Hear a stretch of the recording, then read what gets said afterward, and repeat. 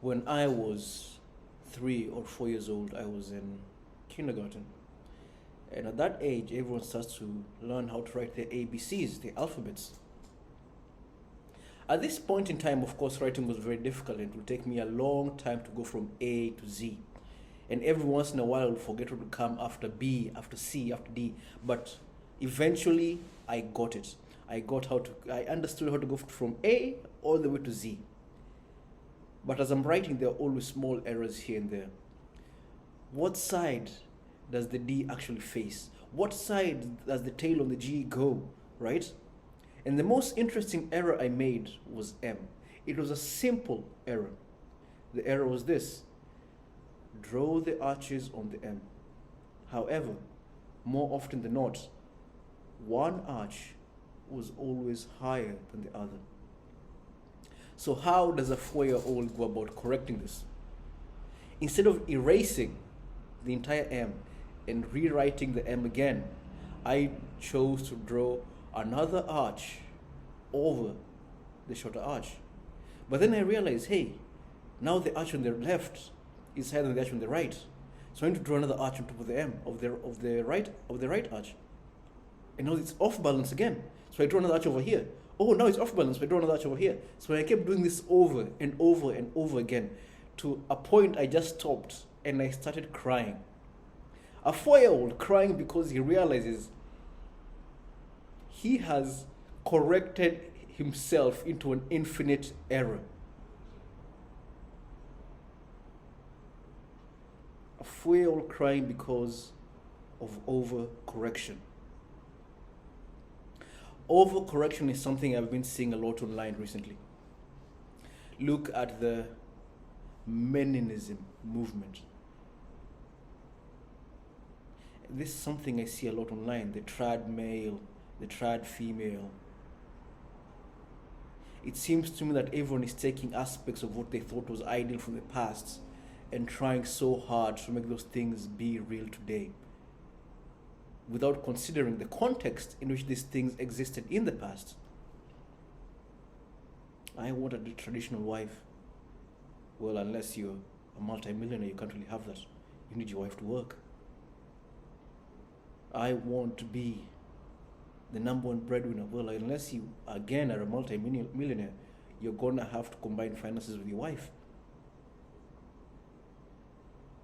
I want all women to respect me all the time. Well, once again, if you are the sole provider, if you are ultimately wealthy, if you are ultimately kind, ultimately strong, then you will get that respect. But as you are right now, I don't think you even deserve that. Overcorrection is the main problem that is going on the internet space. And the main problem that goes on in our individual lives. Now, turning away from the internet, let me look at my life. When I was younger, I was an overweight little boy. And as an overweight little boy, the world tends to show you that altruism does not exist. Children can be very cruel with their words. Children are very honest with their words. They simply describe what they see. When you get a child, you will realize the first sentences that your child is going to create is going to be simple facts,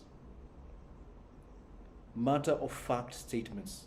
That is a cat. That is a dog. That is the sun. These are the first sentences your child will make. And for a long time, maybe it goes for a long time, maybe up to the age of 10, it seems as though most things children say are matter of fact statements. Things that you don't have to point this out to me. I know. Child A to child B. Hey, you're very tall. Thank you. Child A to child B. Hey, you're very fat. Now child B realizes something. This matter of fact statement is describing something about me that I personally maybe didn't have a problem with it. Maybe I didn't even notice much about it. But if child A is saying it, and C is saying it, and D is saying it, now it's starting to bother me. It's starting to rub me the wrong way. Right? And now I notice other things about my being overweight.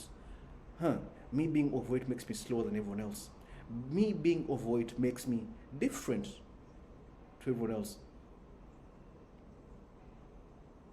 And so I was going through life with this narrative playing over and over and over again in my head. The narrative being that being overweight is bad because it makes me different. As a child, it's not so much about health. Now I can say, well, if you're overweight, you need to consider your health, especially as an adult. You need to consider your health. But as a child, it's about being being overweight is making me different. And being different means I'm excluded from the group. I'm an outcast because of my weight. No one enjoys spending time with me. And when they do spend time with me, they're gonna make the matter of fact statement that I don't want to hear. The matter of fact statement that I know I don't like. And I don't like because it's true, but it's very hard to change this about myself, especially as a 10-year-old boy. So the story is playing over and over and over and over again in my head. And at some point, I lose the weight. And I didn't lose the weight because of working out, of training. I lost the weight simply because I moved from one environment to another. So all the weight drops. But the story is still here. The story is playing here constantly, for years and years and years and years and years. And I start working out, I start going to the gym, I start running, I start doing all these things. But the story is still going on in my head over and over and over and over and over. The same story. And at some point I'm like, you know what? I'm training all the time. I'm a 29-year-old man with a six-pack. I train multiple. If I have free time on my hands, I start doing push-ups. Is it necessary?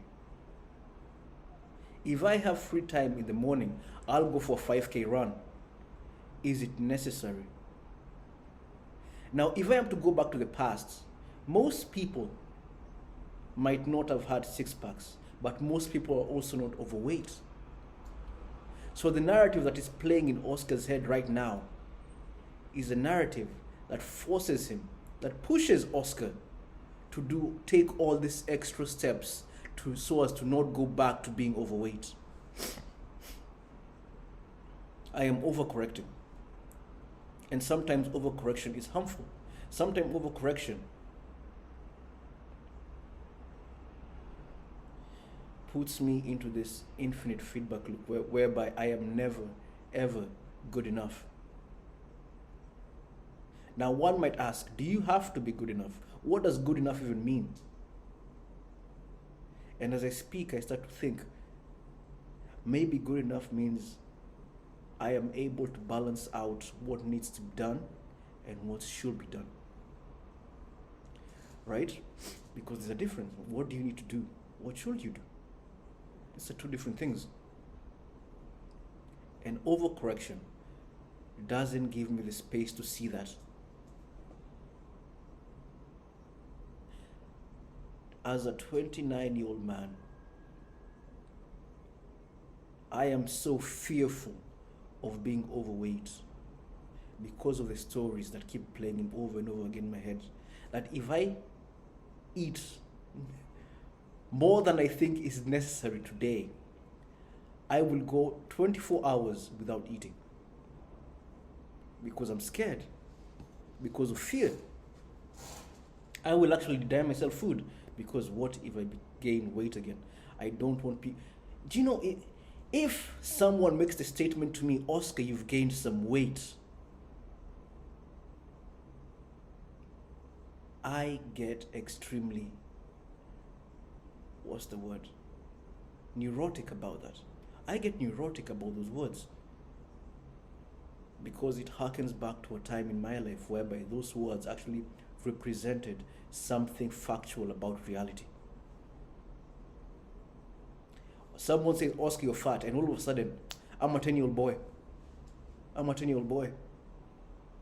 Scared to go to school because I know what they're going to say about me. I was terrified of going to school. Terrified. And I have this one story that I'll never forget. I was part of the Boy Scouts, and we will always train for camps and whatnot, just the typical things the Boy Scouts do, and one of them was push-ups. And when I was in the Boy Scouts, I was never able to do a single push-up. There was one event whereby the Girl Scouts came to train with us, and the leader of the Girl Scouts, who was actually one girl who was maybe 1 year older than me, she was told to watch us train as our scout leader was doing something else. And she tells everyone, 10 push-ups, let's go, right? And everyone is doing their push-ups, and I can't get off the ground. I actually can't get off the ground. And this girl looks straight at me, and she says loudly in front of everyone, look at him, he's fat for nothing. And everyone burst out into laughter. And I started laughing too, because I couldn't show emotion in front of everyone. Even at that age, I was 10, I knew I couldn't show emotion in front of everyone. I laughed with them. But as soon as I got home that day from school, I walked to my room, locked my door, and cried. Fat for nothing. Fat for nothing. Look at him, he's fat for nothing. And as I do my push-ups right now, as I do my runs, as I'm lifting my kettlebell, as I'm doing my pull-ups, I tell myself that story, Look at him, he's fat for nothing. Look at him, he's fat for nothing. Look at him, he's fat for nothing. Look at him, he's fat for nothing. And with each, I do over 100 push-ups a day. Recently, I found out I can do over 100 burpees in a row. This is overcorrection. All these things are unnecessary. It's good to work out. It's good to be fit. It's good to keep moving. But at the degree at which I'm doing them, it's like, why? Why? If I didn't have this narrative in the back of my head, would I be doing this? No. I am simply overcorrecting. And the thing about overcorrection is that before you realize it's causing a problem, it makes sense. Before 4-year-old Oscar realized adding an arch on top of each other arch was a problem, it made sense.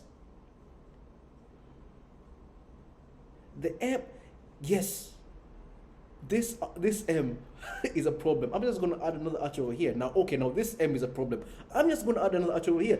And I kept doing this over and over and over again and now what I have is like this. Like, what is it? What do I have now? I don't even know what I have. And I break down crying, right? And I wonder if all the bodybuilders you see online, the Chris Bumsteads and the Ron Colemans, they were overcorrecting for some problem they had in their life. And now, not Chris Bumstead is still young. He's probably 28. He's younger than me even.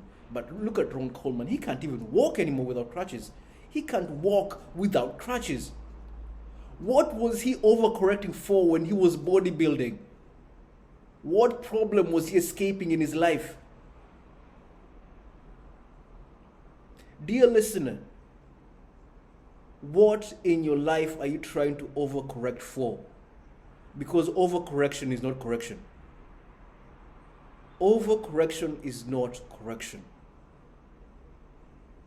Consider this. In Jesus' name, do pray and believe. Amen.